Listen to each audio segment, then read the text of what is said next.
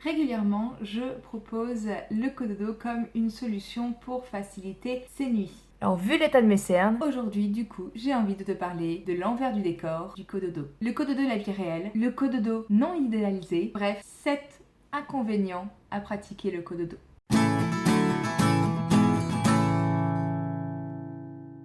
Numéro 1, la taille du lit. À la base, je ne devais pas faire du cododo avec ma fille parce qu'on ne m'en avait jamais parlé et parce qu'on m'avait surtout appris qu'un enfant, ça dort dans sa chambre. Comme un chien, ça dort dans son panier. Et pendant des années, j'ai dormi avec mon chien. Bon, passons. Pour l'arrivée du deuxième, ma seule demande a été un lit XXL et une barrière.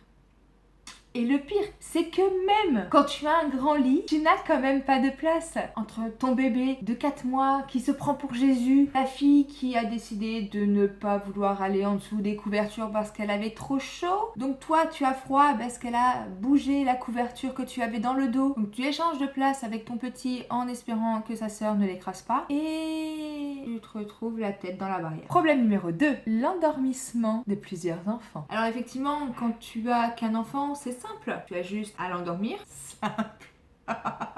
Mais quand tu en as deux, le plus difficile est d'en endormir un. Tu donnes la tétée du soir, si tu allaites, pendant que tu as le plus grand qui te grimpe dessus. Donc ça fait marrer le petit et t'as juste envie de les cogner pour qu'ils dorment en même temps. Je suis une maman bienveillante, je suis une maman bienveillante, je suis une maman bienveillante, je suis une maman bienveillante. Problème 3, tu as enfin réussi à les endormir. Tu veux aller pisser, mais le souci c'est que t'en as un à ta gauche, un à ta droite. Mode ninja, t'as pas le choix. Donc le mode ninja, tu l'as aussi quand ton enfant dort dans un lit, c'est de le poser sans le réveiller. Ça me fait penser au jeu Ne réveille pas papa, tu sais. Quand on a un et tu fais du cododo, tu as juste à te glisser hors du lit. Quand on a deux, tu dois passer au-dessus ou en dessous des couvertures sans réveiller l'un ou l'autre. Parce que là, même chérie ne peut rien faire. Tu dois aller pisser, tu peux pas vider ta vessie. Ramener le bassin peut-être. Le quatrième problème, la température. Même en hiver, dans ma famille, il y en a un qui a toujours chaud, l'autre qui a toujours froid. Je te laisse deviner qui c'est. Et évidemment, les deux enfants ont toujours chaud. Mais cet amas de chaleur,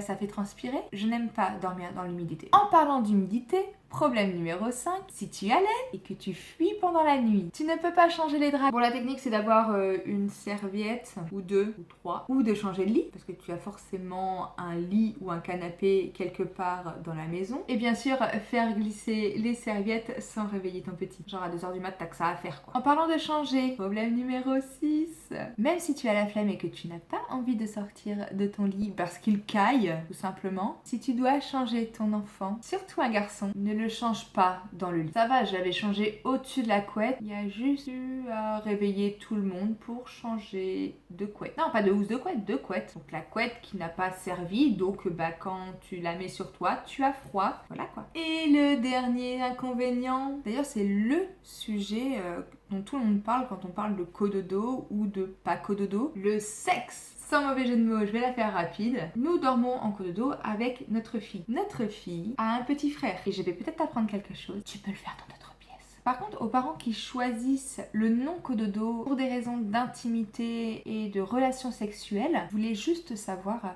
vous revisitez le Kama Sutra tous les soirs? Parce que sérieusement, moi, entre la fatigue, le pas envie et la fatigue, partage ton astuce dans les commentaires. Bon voilà, j'ai craché sur le cododo, mais je trouve qu'il y a quand même plus d'avantages que d'inconvénients à pratiquer le cododo. Et toi, cododo? Pas cododo? Exprime-toi. Merci d'avoir regardé cette vidéo. À bientôt.